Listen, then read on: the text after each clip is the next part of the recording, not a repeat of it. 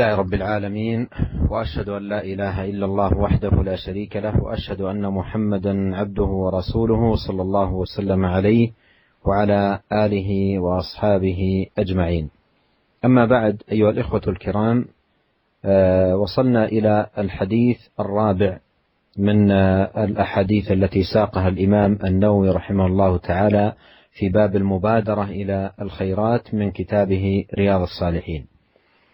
عن أبي هريرة رضي الله عنه قال: جاء رجل إلى النبي صلى الله عليه وسلم فقال: يا رسول الله، أي الصدقة أعظم أجرا؟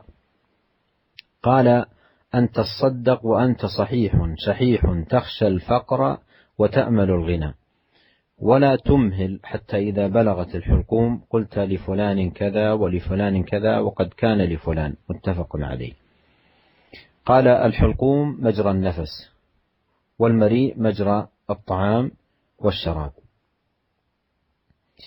هذا الحديث ساقه رحمه الله تعالى لما فيه من دلالة ظاهرة على أهمية المبادرة إلى الخيرات والمسارعة إليها، وأن الواجب على العبد أن يبادر إلى الخير لأنه لا يدري ما يعرض له، أن يبادر إلى الخير ولا يسوف لأنه لا يدري ما يعرض له. قد يؤجل عملا إلى الغد ولا يكون من أهل الغد، لا يكون من أهل الدنيا في الغد، بل يكون من أهل الحياة الآخرة. ولهذا ينبغي على الإنسان أن يسارع ويبادر إلى الأعمال، وأن يحذر من التأجيل، سواء الصدقة أو العبادات عموما يبادر إليها ولا يؤجل. وقول الرجل في هذا الحديث للنبي عليه الصلاة والسلام: أي الصدقة أعظم أجرا؟ هذا فيه دليل على إدراكهم رضي الله عنهم أن الصدقة وكذلك الشأن في كل طاعة يتفاوت الأجر ويتفاوت الثواب بحسب أمور تتعلق بذلك العمل وتحتف به. فسأل هذا الصحابي النبي صلى الله عليه وسلم: أي الصدقة أعظم أجرا؟ أي الصدقة أعظم أجرا؟ وهذا فيه دليل كما قدمت على التفاوت في الصدقة، وأنها ليست على درجة واحدة. فقال عليه الصلاة والسلام: أن تصدق وأنت صحيح شحيح. صحيح أي صحيح البدن، في صحة وعافية ولا تشكو من علة، وشحيح وهذا أمر يلازم صحة البدن، لأن الإنسان في صحته وفي نشاطه تشح نفسه بالمال. بينما إذا كان مريضا واشتد به المرض فإنه في مثل هذه الحال قد يتصدق وقد ينفق، بخلاف حال الصحة فإنه يصاحبها شيء من الشح، إلا من سلمه الله سبحانه وتعالى من ذلك: ومن يوق شح نفسه فأولئك هم المفلحون. قال: أن تصدق وأنت صحيح شحيح تخشى الفقر وتأمل الغنى. تخشى الفقر وتأمل الغنى. تخشى الفقر أي أنت صدقت، وتأمل الغنى، وجاء في رواية البقاء. تأمل البقاء أي أن تبقى مدة أطول، بينما الإنسان الذي في المرض وضعه يختلف في المرض، ولا سيما إذا اشتد المرض وضعه مختلف من حيث التعلق بالمال والحرص عليه. قال: ولا تمهل، يعني لا تمهل باب الإنفاق والصدقة والبذل والعطاء حتى إذا بلغت الحلقوم أي الروح، حتى إذا بلغت الحلقوم أي الروح. وهذا فيه أن خروج الروح بأنها تخرج من أسفل البدن وتنتهي بالحلقوم، فتكون بذلك نهاية الإنسان. نهاية الإنسان، لأن بلغت الحلقوم يدل على أنها تبدأ من أسفل البدن صاعدة، فإذا بلغت الحلقوم أي وصلت الحلقوم يغرغر الإنسان، وحينئذ تكون المفارقة لهذه الحياة. قال لا تمهل حتى إذا بلغت الحلقوم أي وصلت إلى اللحظات الأخيرة من حياتك، ثم في تلك الحال قلت لفلان كذا ولفلان كذا، لفلان كذا أي من الصدقة والبذل، ولفلان كذا من الصدقة، يبدأ يتصدق في مثل تلك الحال، وقد كان لفلان، وهذا فيه أن المال سيؤول إلى الوارث، وأن مال الإنسان لوارثه، وأنه ليس للإنسان من ماله إلا ما تصدق فأبقى، أو أكل فأفنى، أو لبس فأبلى، كما جاء هذا المعنى في الحديث عن الرسول الكريم صلوات الله وسلامه عليه. فإذا هذا الحديث يفيد فائدة عظيمة في باب النفقة وباب الصدقة وباب البذل في سبيل الله في حال صحة الإنسان ونشاطه مع خشية الفقر وأمل البقاء، هذه أفضل الصدقة. وأما في حال المرض فهو حال يضعف تعلق الإنسان بالمال، فقد يتصدق ما لا يتصدق في حال صحته. ومما سمعته من أحد الدعاة يقول: عدت رجلا ثريا مريضا في المستشفى، فعرضت عليه أن يدعم عملا خيريا، فاستعد لذلك العمل وقال له: أعطني تصورات عنه، حتى تولى دعمه. ثم لما هيأت التصورات ورجعت إليه وجدت أنه خرج من المستشفى وأن صحته تحسنت، فعرضت عليه العمل الذي قد وافق عليه. فلما عرضت عليه العمل اعتذر وقال: الالتزامات كثيرة والمطالب عديدة، وامتنع من فهذا يصور لنا حال الإنسان المشار إليها في هذا الحديث العظيم، حديث النبي صلى الله عليه وسلم، وأن الإنسان الواجب عليه أن يبادر إلى الأعمال الصالحة، وأن يسارع إلى الخيرات، ولا يؤجل عمل اليوم إلى الغد، والتوفيق بيد الله وحده لا شريك له.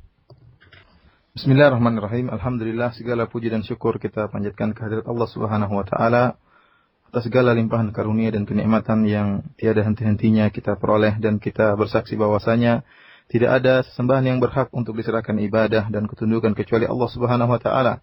Dan kita bersaksi pula bahwasanya Muhammad adalah hamba Allah dan utusan Allah. Semoga salawat dan salam senantiasa tercurahkan kepada beliau dan juga kepada keluarga beliau serta seluruh sahabat beliau. Para pendengar yang dirahmati oleh Allah Subhanahu wa taala, kita telah sampai pada hadis yang keempat dari bab al-mubadarah ilal khairat, yaitu bab tentang bersegera berlomba-lomba dalam melakukan amalan-amalan kebajikan. Sebuah hadis yang diriwayatkan oleh Abu Hurairah radhiyallahu taala anhu, di mana hadis ini dibawakan oleh Al-Imam Nawawi untuk menjelaskan tentang pentingnya bersegera dalam beramal. Abu Hurairah radhiyallahu taala anhu berkata, Ja'a rajulun ila Nabi sallallahu alaihi wasallam faqal, ada seorang yang datang menemui Nabi sallallahu alaihi wasallam, kemudian dia berkata, "Ya Rasulullah, ayu shadaqati a'zamu ajran?" Wahai Rasulullah, sedekah apakah yang paling besar pahalanya, yang paling besar ganjarannya? Qal, Rasulullah SAW menjawab, "Anta saddaqa wa anta sahihun syahihun takhshal faqar." Yaitu engkau bersedekah dalam keadaan engkau sehat, dalam keadaan engkau pelit dengan hartamu, dan engkau takut miskin, wa ta'malul ghina, dan engkau berharap untuk kaya. Wala tumhil hatta idza balagatil hulqum, dan janganlah engkau menunda sedekahmu hingga sampai ruh telah sampai di kerongkonganmu. Kemudian engkau berkata, li fulan kadza wa li fulan kadza faqad kana li fulan. Kemudian engkau berkata untuk si fulan hartanya sekian, untuk si fulan sedekah sekian, ya, untuk si fulan sekian ya. Hadis ini hadis yang diriwayatkan oleh Imam Bukhari dan Al-Imam Muslim. Para pendengar yang dirahmati oleh Allah Subhanahu wa taala, hadis ini dibawakan oleh Al-Imam Nawawi rahimahullah, ya, karena dalam hadis ini jelas menjelaskan akan pentingnya bersegera dalam melakukan amalan-amalan kebajikan. Dan yang wajib bagi seorang hamba untuk bersegera, bahkan berlomba-lomba untuk melakukan amalan-amalan kebaikan dan tidak menunda-nunda. Tidak mengatakan nanti saja, besok saja baru saya kerjakan. Karena seorang hamba tidak tahu apa yang akan datang. Ya, halangan-halangan apa yang akan menimpanya, dia tidak tahu. Bisa jadi dia mengatakan besok baru saya kerjakan, ternyata besok dia sudah tidak ada. Ya. Dia tidak lagi hidup di atas muka bumi ini. Dia telah berpindah ke alam yang lain, ke alam akhirat. Dia mengatakan besok saja baru saya kerjakan, ternyata hari ini meninggal, besok sudah tidak ada lagi di atas muka bumi ini dan tidak bisa lagi beramal saleh. Oleh karenanya, seorang hamba hendaknya berhati-hati, jangan sampai menunda-nunda amalan saleh. Baik sedekah maupun ibadah-ibadah yang lainnya, maupun amalan-amalan kebajikan yang lainnya. Sahabat tatkala datang menemui Nabi SAW bertanya, "Wahai Rasulullah, sedekah manakah yang paling besar ganjarannya?" Ini menunjukkan bahwasanya para sahabat paham, ya, bahwasanya sedekah demikian juga amalan-amalan ketaatan itu bertingkat-tingkat, bukan satu tingkatan. Bertingkat-tingkat berdasarkan perkara-perkara yang berkaitan dengan amalan tersebut. Ya, berkaitan dengan amalan tersebut. Sedekah, ya meskipun yang dikeluarkan sama jumlahnya, ya sama jumlahnya, sama-sama 1 juta misalnya sedekahnya, akan tapi dengan berubahnya kondisi, dengan berubahnya keadaan, terkadang nilainya berbeda.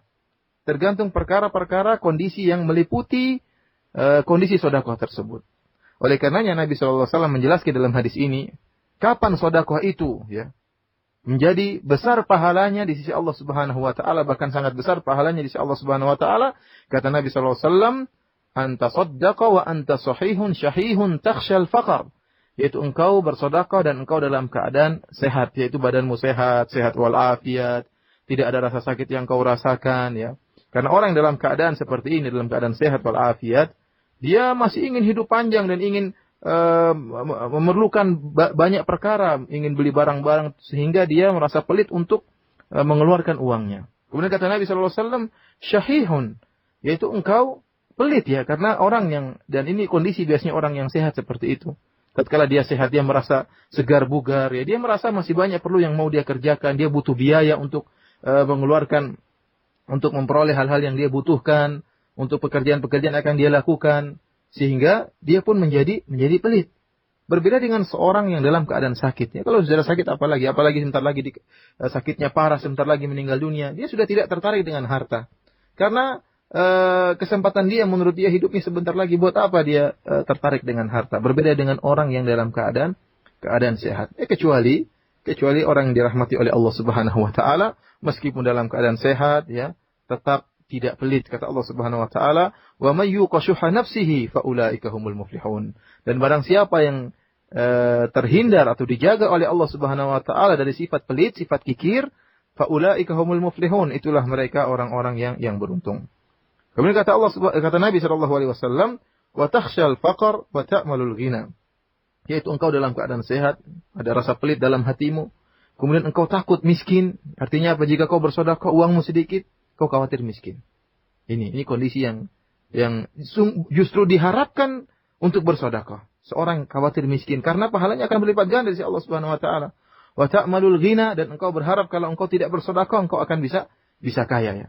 Kemudian apa? Dalam riwayat yang lain kata Syekh, bahwasanya dalam riwayat yang lain kata Nabi sallallahu alaihi wasallam, wa ta'malul baqa, dan engkau berharap untuk bisa panjang umur, ya, agar bisa lebih lama hidup di atas muka bumi ini. Kondisi seperti ini, seorang yang takut miskin, dalam keadaan pelit, dalam keadaan sehat walafiat, merasa akan hidup lama, ya. Inilah yang terkadang buat orang sulit untuk mengeluarkan sedekah. Justru pada saat kondisi seperti itu, barang siapa yang mengeluarkan sedekah, maka pahalanya akan diperbesar, diperlipat gandakan oleh Allah Subhanahu wa taala. Kemudian kata Nabi sallallahu alaihi wasallam, "Wala tumhil," ya. Jangan kau tunda-tunda. Artinya apa? Jangan kau tunda-tunda sedekahmu, infakmu, ya. Bersegeralah engkau melakukan kebajikan, pengorbananmu dalam menyumbang misalnya, jangan kau tunda-tunda. Hatta idza balagatil hulqum. Kau tunda-tunda sampai akhirnya tatkala ruh sudah sampai di kerongkonganmu. Baru engkau berkata untuk si fulan sekian, untuk si fulan harta sekian, ya. Baru kemudian mengatakan demikian. Ya.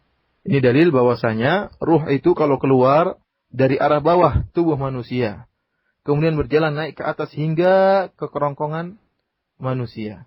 Dan jika ruh sudah sampai di kerongkongan manusia, berarti itu adalah penghujung dari manusia tersebut. Itulah akhir dari riwayatnya. Tatkala ruhnya sudah sampai di kerongkongan, tatkala sudah masa ghargharah, ruhnya sudah sampai di kerongkongan, berarti pertanda dia akan segera berpisah dengan kehidupan dunia ini, berpindah kepada kehidupan akhirat. Kata Nabi SAW, jangan kau tunda sedekahmu sampai tatkala engkau sakit mau meninggal dunia, baru kau berkata untuk si fulan sekian, untuk si fulan sekian, untuk si fulan sekian. Oleh karenanya para pendengar yang dirahmati oleh Allah Subhanahu wa taala, sedekah hendaknya dikeluarkan dalam keadaan sehat wal afiat dan tidak ditunda-tunda sampai dalam keadaan sakit baru mengeluarkan sedekah. Para pendengar yang dirahmati oleh Allah Subhanahu wa taala, hadis ini memberikan faedah yang sangat besar ya tentang pentingnya bersedekah dalam keadaan sehat dan dalam keadaan takut kemiskinan. Dan juga hadis ini ya menjelaskan tentang bagaimana kondisi manusia. Seorang manusia yang dalam keadaan sakit ya, ketergantungan atau keterikatan hatinya, batinnya dengan harta melemah. Sehingga terkadang dia kalau dalam keadaan sakit dia bersedekah dengan sedekah yang banyak yang tidak akan dia keluarkan tatkala dia dalam keadaan sehat. Oleh karenanya saya menceritakan dia pernah mendengar sebuah cerita dari seorang dai ya. Dia mengatakan dai tersebut, saya pernah mengunjungi seorang yang kaya raya di rumah sakit dalam keadaan sakit. Tatkala saya kunjungi orang tersebut, maka saya pun menawarkan ada sebuah proyek dakwah ya, proyek akhirat saya tawarkan kepada dia dan saya jelaskan biayanya sekian-sekian. Maka orang yang kaya ini dalam keadaan sakit ini tertarik. Dan dia berkata kalau begitu tolong berikan gambaran perincian dengan jelas ya tentang proyek akhiratmu tersebut. Akhirnya kata dai ini saya pun pulang dan saya siapkan segalanya, ya proposalnya saya siapkan. Kemudian setelah itu saya kembali ingin bertemu dengan orang yang kaya ini. Ternyata orang kaya ini sudah sembuh, sudah tidak sakit lagi. Akhirnya saya beritahukan kepada dia, inilah proposal proyek akhirat saya ajukan kepada Anda. Ternyata dia bilang apa? Aduh maaf saya tidak bisa membantumu, banyak kebutuhan, banyak keperluan, banyak kewajiban yang harus saya kerjakan. Subhanallah tadi waktu dalam keadaan sakit, dia siap untuk memberi sumbangan, akan tetapi tatkala dalam keadaan sehat, ya kembali lagi hatinya terikat dengan dunia sehingga tidak memberi sumbangan. Demikianlah ya kondisi manusia ya.